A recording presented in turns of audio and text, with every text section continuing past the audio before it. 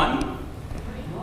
Welcome to our Sunday Forum series. I want to introduce to you Dr. Bob Miller. He is a professor of Old Testament at Catholic University and also the area director for the Biblical Studies program.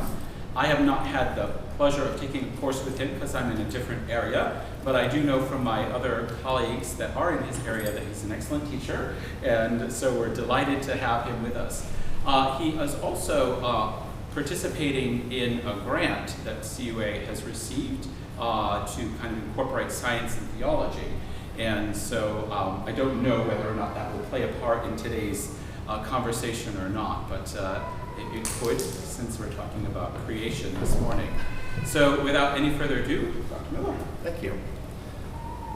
I want to actually frame this week and next week around the issue of science, even though I'm not going to talk real directly about science, and sort of commend the Anglican Episcopal tradition for having great progress on the relationship of science and faith for a very long time, in a way that Roman Catholics, evangelicals, and others have a lot of catching up to do.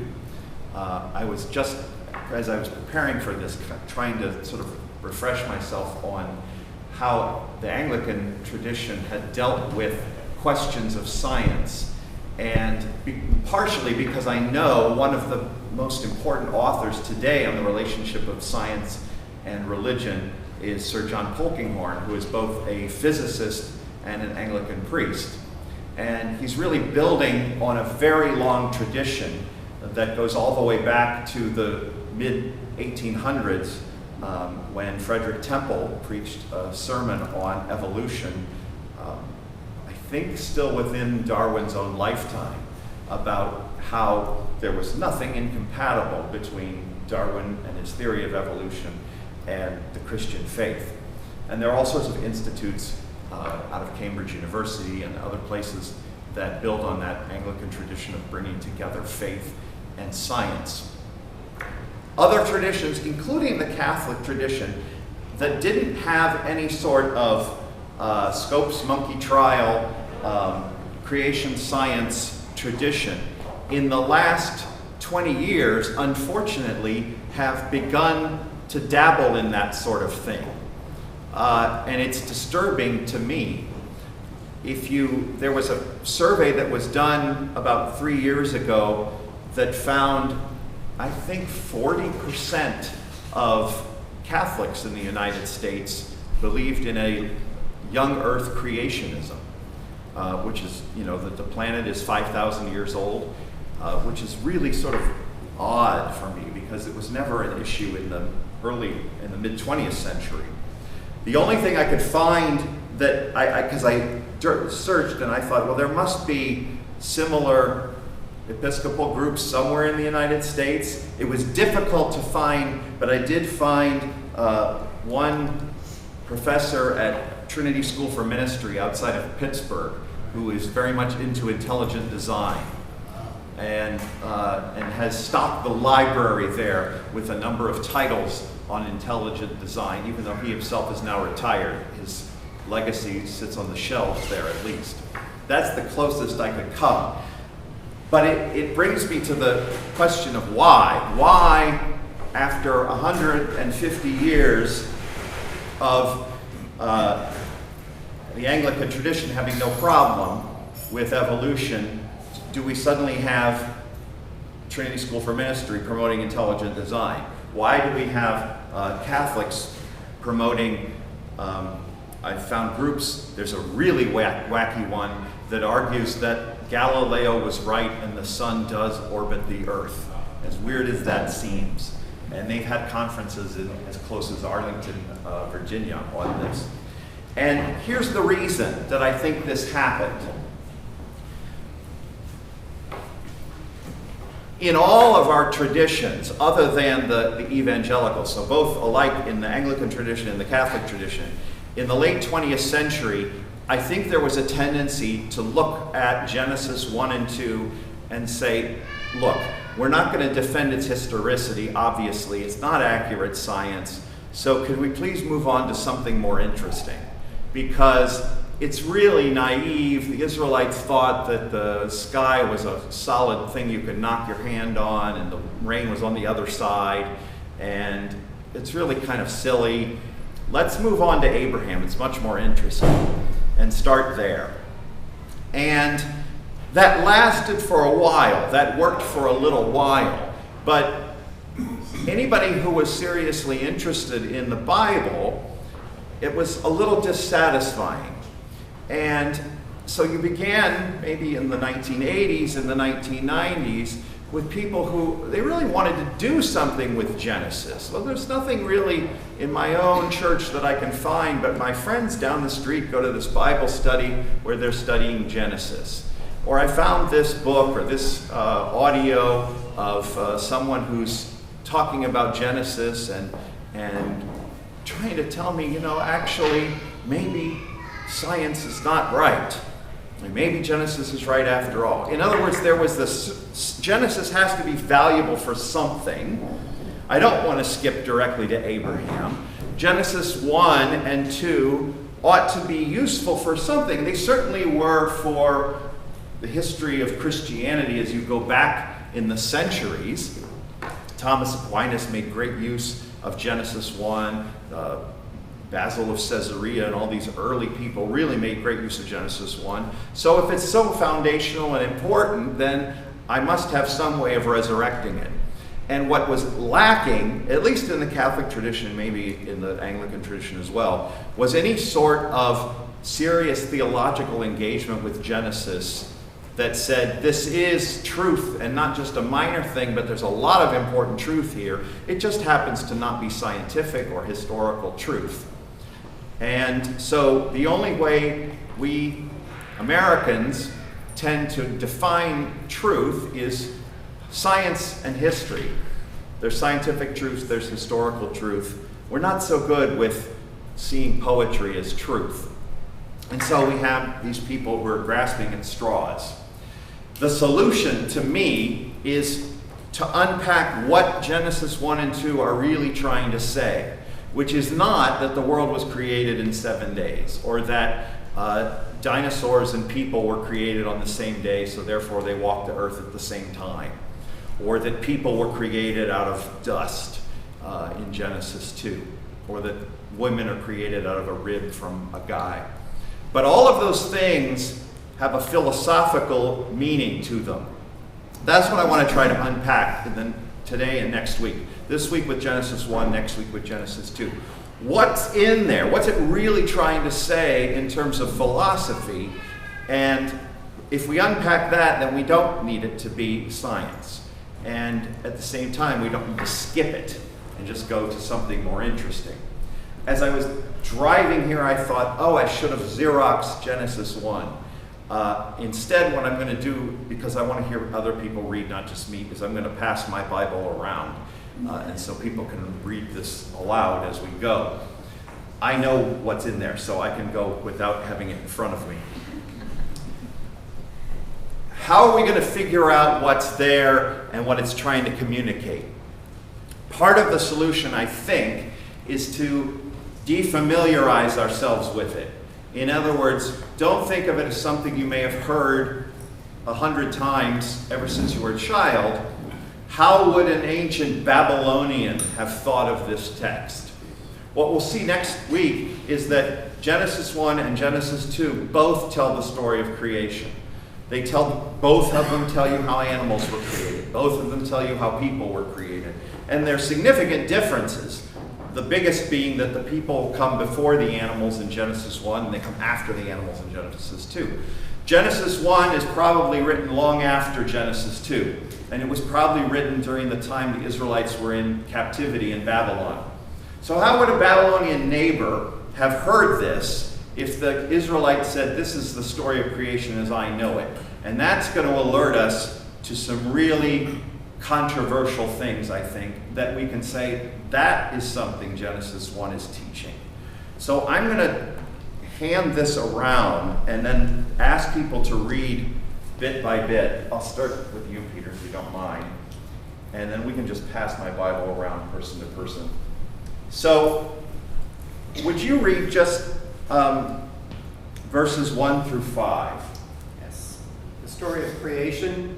In the beginning, when God created the heavens and the earth. Oh, wait, stop. I'm Mr. Babylonian. No, I want you to tell me the story from the beginning. You didn't start, you skipped something. You said, in the beginning when God created the heavens and the earth, but clearly that's the middle of the story. You've left something out. We Babylonians have creation stories, and we know you don't start in the middle. What have I not told you?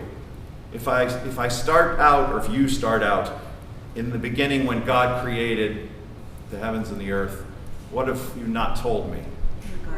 Where did God come from? I can tell you where my God came from. Let me tell you the myth. I can tell you the story of where my God came from. If I was an Egyptian, I could tell you how my God got to be here.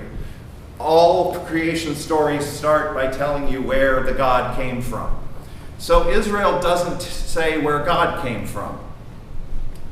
Why not? I mean, it's an obvious question to us, but it's not obvious to them. Why not tell me where God came from? They don't know. They don't know. How else would you phrase it? They don't know. Their God is eternal. Their God is eternal. Yeah, that's philosophical language. The Israelites don't write philosophy. They do, but they do it this way. They write a narrative or a poetry, and they don't know how to say God is eternal. They don't even have a concept of eternity. But they know there's nothing before God. And so how do I say that? How do I say, and maybe we would even say, God is outside of time. That's a sort of post-Einstein way of looking at it. That whatever time is, it's not relevant to whatever God is. He's outside of time. The Israelites wouldn't understand that at all, but I think that's what they're trying to say by leaving out what every other people tells. Every other people says where God came from. And there's no hint of it anywhere else in the biblical text, Old Testament or New Testament. So there's number one, the first sort of philosophical statement they're trying to make. Let me let you finish, Peter, down through verse 5. And the earth was without form or shape, with darkness over the abyss, and a mighty wind sweeping over the waters. Then God said, "Let there be light," and there was light. God saw that the light was good. God then separated the light from the darkness. God called the light day, and the darkness he called night. Evening came, and morning followed the first day. Now, a couple of things there. The first is that you can't really come out of this with the philosophical idea of creation from nothing. It's what they call creation ex nihilo. You couldn't get that from this passage, because from the very beginning, the first picture we get is a formless earth with water and God's spirits kind of hovering over the waters. There's no nothing. But on the other hand, none of the ancient peoples had any sort of concept of nothing. The idea of a vacuum would have been incomprehensible to anybody before the Greeks. So I don't want to hold them accountable and say, oh, well, they thought the earth was there first, even before God created, or the water was there before God created. There's no way that they could express nothingness or a vacuum. And actually, you could get from other parts of the Bible, like Isaiah, you can get a better glimpse of that they did sort of think there was nothing in this world that God didn't create. But you're not going to get that from this chapter. What's more interesting to me is that a lot of the phrases that are used for this day one are going to be repeated. So we're going to get 6 days in which we start with God saying, "Let there be blank." And then it is, whatever it is that he creates. And we're going to read through as much of this as we can. And then he looks at it, and he sees that it's good, almost every time. And he names it. He calls the light day. He calls the land earth. He calls different things by different names. And then it says, and there was morning and evening the first day. There was morning and evening the second day. In other words, this whole chapter is really repetitive. Let's do it the next one. Could you hand it to Sue? And you'll see what I mean. So could you read verses 6, 7, and 8? Then God said, "Let there be a dome in the middle of the waters to separate one body of water from the other." God made the dome, and it separated the water below the dome from the water above the dome. And so it happened. God called the dome sky. Evening came and morning followed, the second day. Right. Now we could get really bogged down in this and say, see, I told you, they thought the sky was a solid dome and the rain is water that's stuck on the other side and sometimes it opens up. They probably thought that, yes. They have a faulty perception of the universe. So does Jesus, actually. Jesus at one point says that God causes the sun to rise on the good and bad alike. Well, I know full well the sun doesn't rise. The earth turns and it makes the sun look like it's rising. But nobody ever cares. No one listens to that passage of the New Testament and says, look at stupid Jesus. He thinks the sun rises. To say that, we would say, is missing the entire point of the passage, which is God doesn't strike wicked people with sickness and give wealth to the righteous. He makes the sun rise on the good and bad alike. And you're not going to get bogged down in the astronomy. We know you look beyond that. Same thing here. Yeah, they thought that, they didn't know that was outer space. They didn't know why it was blue. They thought maybe there's a blue ceiling up there. But that's not the point. For me, the point is going to be something that comes out of the fact that they keep repeating themselves. Why does we start a day and God speaks every single time? He never does anything else. In Genesis 1, he never blows on anything or molds anything. He just speaks. And then whatever he spoke is created. And then in all the rest of the days, not the second one, but in 3, 4, 5, and 6, he'll look on it, he'll see that it's good. Then he names it. So he named the light day, he named this dome sky, and then we get morning and our evening. It's repeated every single time. That means this is not plain old narrative. This isn't prose. This is poetry. It's not a rhyming poem, but it's some kind of poetic thing that the author is creating. And I have a handout. I made, I think, 30 copies, which could be about right. I want to send some from each side. If we had a lot of time, I would have us go through every single day and pick this apart. You can look at each day and ask yourself the question, how many things were created? Where were they created? Are they good? Does the word separate appear? Because we had the word separate in the first 2 days. Later on, we'll see all sorts of other things. Some days, God explicitly creates things that will create more of themselves. So, plants bearing seed or animals. There are some days in which God, I would say, delegates creation. He says, let the earth bring forth plants. Let the water bring forth fish. So he delegates creation. And you could go through the whole text with this, and what you would see is that there's a pattern. Creation takes place in 2 sets of 3. We create one thing, 2 things. One thing, 2 things. And it's not just 2 things, because you might say birds and fish are 2 things. But on the days where there's a 2, he actually stops in the middle of the text. He stops, he looks at it, he sees that it's good, and then he starts over and does a second one on the same day. So you get 2 different times that he names it, 2 different times that he sees it's good. It's like 2 days in one. One thing, 2 things. One thing, 2 things. He creates light, then the sky, then the land. then lamps, which matches light, then birds, which matches sky, then animals that go on the land. If you look at where he creates, other than the first day where there is no where, it goes water, land, then sky, water, land.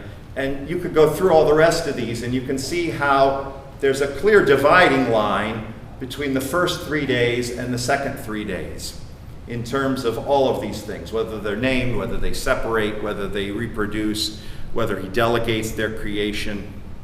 It's not perfect, but it's close enough that I think it was in his mind.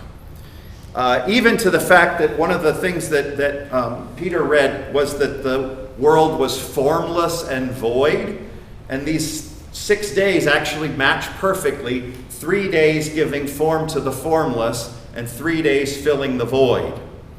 So to me, we don't need to read all the days. The point is not that birds and fish were created on the same day and animals were created the day later. I had a student, when I was doing this last week, and a student said, yeah, but that's kind of like evolution. It says that the life was in the water first and then on the land. And I said, don't go there. Don't look for correspondence. That's not what this is about. Obviously, the fish and the birds, I mean, yes, fish before animals, but not birds before animals. Don't look for places it works. People have done this with light. Of course, light has to be created first because once light exists, there can be time. And there's all sorts of mathematical formulas behind that. And to me, that's not what this is about. Birds and fish are created on the 5th day because birds go with sky and fish go with water. And day 2 is when I created sky, so day 5 has to be birds. Day 2 was created in the water, so day 5 is created in the water. The point is the structure, not the contents. So then that begs the question, why? Why in the world did this author go to such lengths to make this pattern fit? Even to the point that if you actually read the original Hebrew for day 5, it says, let the waters bring forth fish and birds. And so you'd have this wonderful picture of an owl flying out of the surf. I don't think Israel ever thought that birds came spawning out of the water. The author's trying to make a structure here because the structure itself is the purpose, is the point. What's the point? Why would you tell the story of the universe's creation in a tightly structured poem like this? What's that? What is the point of that? To explain it to other people, or to and explain what. Right. Well, you might remember it better this way. Why? What are you trying to explain beyond? If you're not trying to say this is the order the earth was created in, which I don't think they are, you're trying instead to say, notice my elaborate pattern. That's the story of the creation of the world. You're nodding. What does it mean? It's orderly. It's orderly. I think that's his point. It's orderly, it's rational. And this is truth. And this is truth that science would agree with. The atomic weights of the elements are the same as when I was in school. Isn't that amazing? How come they didn't change? I mean, why should oxygen have the same weight as it did 20 years ago? But yeah, we depend on the world being orderly. Gravity and atomic weights and everything like that. We depend on it being orderly, on the world having a pattern to it. That's what Israel's trying to communicate. They can't write philosophy. They can't say the world is not chaotic, it's orderly, it's reasonable, which, by the way, is a principle of evolution too. Evolution is not random. Evolution is natural selection corresponding to very definite natural laws of selection. Natural selection is an orderly process that corresponds to scientific laws. So there's no randomness. And that's what Israel's saying. I wish that term intelligent design hadn't been co-opted to mean something else that's kind of goofy. Because what Israel's trying to say is there is a design here. It's not a design where I think intelligent design, as that term is used now, means that God lets evolution go on for a while, and then every once in a while he steps in and says, oh, the eye. I need to make the eye myself. There, I did it. Okay, now evolution can go on again. And shrimp. I need to step in and make shrimp. And then he lets evolution go on again. That's a weird God. I don't see that God. But a design that says everything is as it should be, everything is good, everything fits together in a web, an ecological web, however you want to look at it, that's something that they're trying to communicate here. Let's look at a couple more of the days. Let's read, I want to skip down to the fourth day, which I believe is verses 15 to 18. I hand it back. Let me make sure I'm right here. So again, you're this, 14 to 18. Would you read 14 to 18?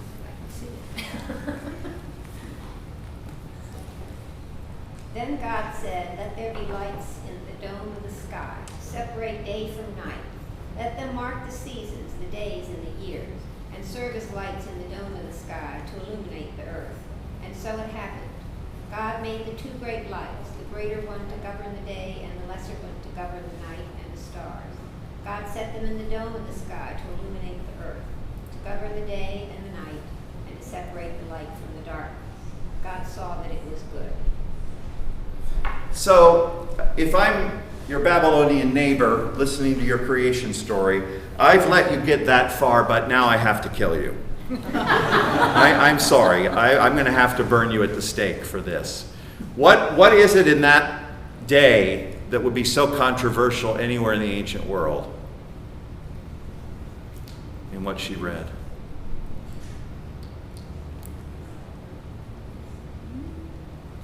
That the planets and the sun aren't themselves gods. They're not. They're just lights. They're just lamps. The word that's translated there literally is a lamp. The word sun isn't even used. God made the greater lamp to rule the day, and the lesser lamp to rule the night. And in fact, the real purpose of them is to tell you what day and hour it is.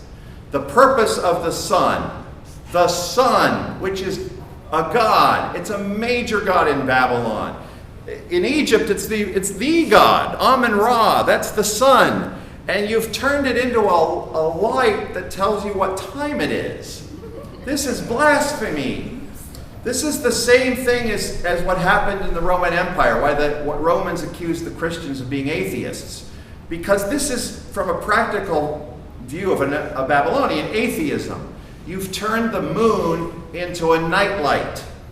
The moon that's the god Shin in Mesopotamia. It's a hugely important god. We know it's a she. You've turned them into its. And then there's that one little wonderful line, and he made the stars too. That's like 17 gods that you just threw out as an afterthought, and they have no function. They're just decoration on the ceiling. Again, this is another serious philosophical truth. For us, it's not a big deal because we're not inclined to think that the sun is alive. But realize everyone around them, down to the Romans, thought the sun was alive and has a great deal of influence over you. We still have vestiges of astrology with us, even though I think people don't actually think. They think they're predicting something about themselves. They don't actually think the stars are making it happen. In origin, that's where that comes from. The stars have influence over you. And Israel says, no, they don't. They're not alive. Science says the same thing, by the way. If you went to the astronomy department at George Washington, they would agree that the sun is not alive and that the moon is not alive. So if you wanted to talk about where this and science agree, to me, don't worry about things like, is the creation in the order of evolution? But on these broad philosophical points, there is an order to the universe. Yes, there is no life among the clouds or among the stars. These things in themselves are not powerful gods that are influencing you. Let's jump down to the creation of people. And you can hand it over. I think read just verse 26. 6 of 1. Yeah. And God said, "Let us make human beings in our image, after our likeness. Let them have dominion over the fish of the sea, the birds of the air, the tame animals, all the wild animals, and all the creatures that crawl on the earth." Okay, so this is kind of at the end of creation. In a certain sense, he's kind of building up to the status of people. He gives them a really high status. Even says, have dominion over the animals, which we'll talk about in a second. The word, though, that's used there for being in image and likeness is interesting, because the word that's used there, he created man and its humanity in his tselem image. A tselem is what you're not allowed to make in the first commandment. It's what people put in their temples. They make an idol. An idol is a tselem. The early Greek translation of Genesis used the word icon. And so think of that. God says, let's make an icon of me, and he makes people. The reason you're not allowed to make an image of God is because he's already made one, and it's you and your neighbor. What's that saying philosophically? If you want to see an image of God, look at your neighbor. Yeah. Look at yourself and look at your neighbor. I think everything Israel says about treating your neighbor as yourself, about if you want to show you love God, love your neighbor, comes down to this, because your neighbor is the image of God. The best way you have of knowing who God is to look at the people around you. And as he says in the next verse, male and female, he created them. So it's not just men that are in God's image. It's everybody together. If you want to know who God is, you've got to sort of look at males and females in order to understand God. And it's even more than that. I mean, the people who worshipped at Tselem in their temple, they didn't think that thing was God. They didn't think it ate the food they brought it. They thought that was something you prayed to in order to reach God. And so this is saying the same thing. Relate to your neighbor, and then you'll relate to God. I want to do at least 2 more verses. I have about 4 more minutes. May I ask you a question? Yeah, please. This may be totally irrelevant, but if I understood what you just said, if people, your neighbors, or friends, are God, then if we do something against somebody, speak against them, hurt them, kill them, have wars, aren't we then doing that to God? I think so. I mean, later on, he goes on to say, in particular, he identifies himself with the least powerful, with the poor, the orphans, the widows, and so forth. But in a broader sense, yes, abuse to your neighbor is abuse to me. I mean, it's like Jesus says with the story of the sheep and the goats, but here you have it 1,000 years earlier, the same thing. How you've treated them is what you've done to me. Absolutely.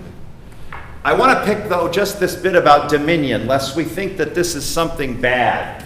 There's an article that is very famous, was written in the late 60s, that traces all of the destruction of the environment to this passage. People were given dominion over the world, and so they destroyed it. If you've ever been to India, you would know you don't need Judeo-Christian scriptures to destroy the environment. People do a pretty good job of it with any religion. But listen to this. Have dominion over the fish of the sea, the birds of the air, and the living things over the earth. God also said, I give you every seed-bearing plant on earth and every tree with fruit to be your food. So what kind of a vor are you? You know what I mean? You're an herbivore. So those 2 verses together tells me whatever dominion means, it can't have anything to do with destruction of the environment, because the very next line after giving you dominion over the animals is to say you can't eat them. You may be somehow philosophically at the top of the order, but you're not the top of the food chain. You're forbidden, in at least the tradition of Genesis 1, And later on, obviously, Israel does eat meat. But they have this idea that as God intended the world, somehow you're not supposed to eat the animals. I think what it's trying to say is dominion doesn't mean destruction. Have dominion over the animals means take care of them. We'll talk about this more with Genesis 2 next week. It means take care of them. It doesn't mean crush them, destroy them, eat them. It's not a food chain. It's you taking care the way God is taking care, because you're the image of God. It's not just how you relate to your neighbor. It's do as I would do when you're taking care of the rest of the plants and the animals in the world as well. I am out of time, but we can have questions for people who aren't on their way out to the service. So I have plenty of time for questions.